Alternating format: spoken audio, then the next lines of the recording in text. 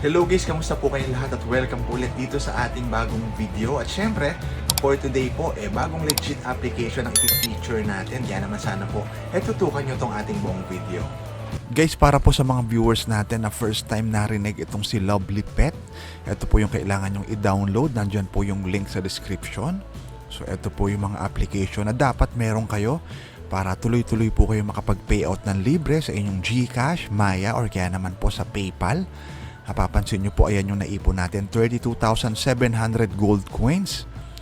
Paano ba tayo makaipon ng gold coins dito? Pwede tayo makapag-collect ng gems sa panonood ng ads at sa paggawa po ng task. Kasi dito pwede nating i-feed at painumin ng tubig yung ating pet.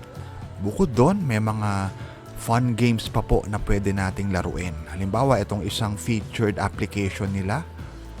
Ayan, hanggang 6 gold coins po ang pwede nyo makuha dyan. Tapos bukod doon, may mga surveys din po dito na pwede nating sagutan. Ayan, so kayo na po bahala kung saan nyo gustong pasukin na survey dyan.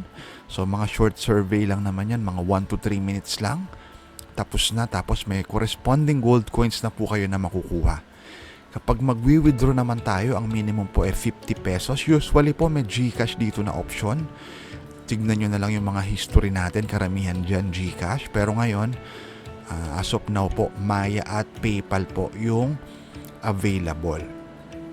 Kapag available na po ulit yung GCash, ilalagay lang nila ulit yan dyan. 50 pesos po yung minimum, pero since pasok yung gold coins natin sa 100, so ayan po yung i-request natin ng withdrawal. 100 pesos po na withdrawal sa Maya.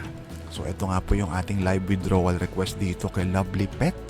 So ito po ay isang application na dapat meron kayo para makapag-payout kayo ng tuloy-tuloy sa inyong mga GCash, Maya, or kaya naman po sa PayPal.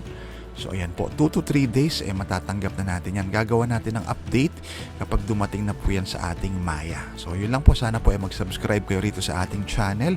I-like nyo po yung ating video at soon magpapapremyo na rin po tayo dito sa ating YouTube channel.